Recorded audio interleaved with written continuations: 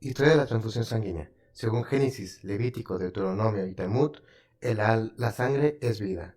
La sangre es el tejido que más ha motivado la investigación literaria, siendo vinculado con magia y religión. En China, en el año 1000 a.C., se decía que la sangre encierra el alma. En México, según los aztecas, la sangre da valor y fuerza, por eso se sacrificaba a los dioses y se bebía. Los griegos regaban la tierra con sangre pensando que esta la fertilizaba y también purificaba su alma. Los romanos hacían baños en sangre de buey, conocidas como taurogolium.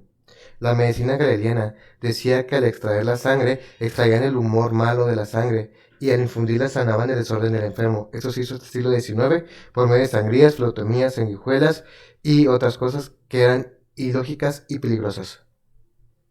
Iván Nafis, en el año de 1200, describe la circulación de la sangre y el británico William Harvey la redescubre en 1628.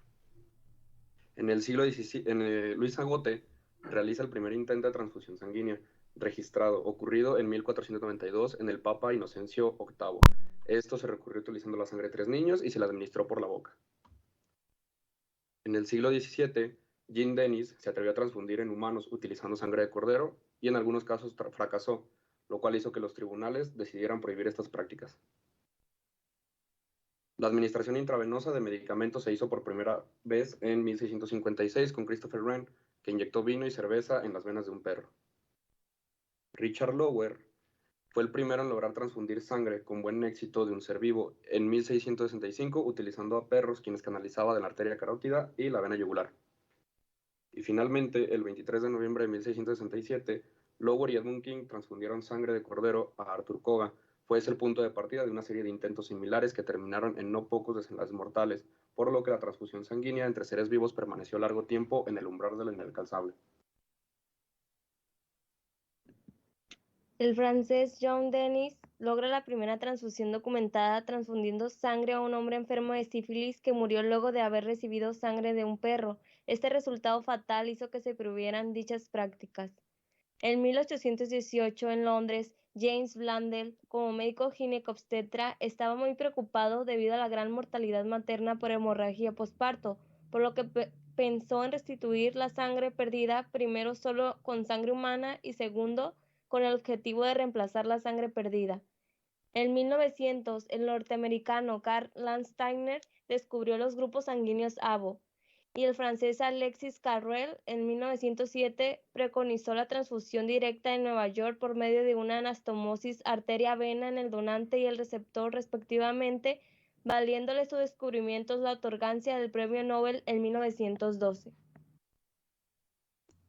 1907. El Dr. Hayton habló de la necesidad de realizar pruebas sanguíneas cruzadas para evitar reacciones transfusionales. 1908. Los doctores Ibsen y Ofgren descubren que los grupos sanguíneos son hereditarios y catalogan al grupo O como donador universal. Año 1914. Se documenta la primera transfusión entre humanos por el doctor Luis Agote de Argentina. 1925. Se llevó a cabo la primera transfusión exitosa en el Hospital General de México. 1932. El doctor José Aguilar Álvarez realiza en el Hospital Juárez la primera transfusión, estableciendo las 20 reglas para transfusión sanguínea, las cuales hay que recordar que son la base para la construcción de los bancos de sangre de los centros médicos nacionales. 1933. John Laundrie establece los elementos y la generación del primer banco de sangre, creando el primero en 1935, para cubrir los servicios de cirugía en la Clínica Mayo. 1945. Se realizó la primera transfusión sanguínea en México por el doctor Matías de Beistegui. 1949. El médico Frederick Durand fundó el primer banco de sangre en España y para algunos el primero del mundo. En 1950, Walter y Murphy fabricaron las bolsas de plástico para la recolección de sangre y el equipo de venoclisis. Durante la Guerra de Vietnam se presentaron casos de lesión pulmonar aguda asociada a la transfusión, siendo uno de los riesgos más relevantes tras el uso de hemoderivados. En 1960, Salomon y Fahey realizaron el primer procedimiento de aferesis.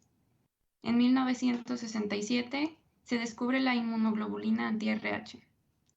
En 1971, se logra determinar el antígeno de superficie de la hepatitis B, que indicaba una infección presente por el mismo virus.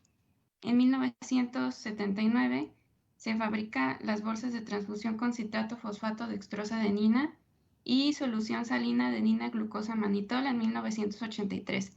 Ambas contenían anticoagulante para la preservación de la sangre. En 1985 se elabora el test de detección de virus de HIV.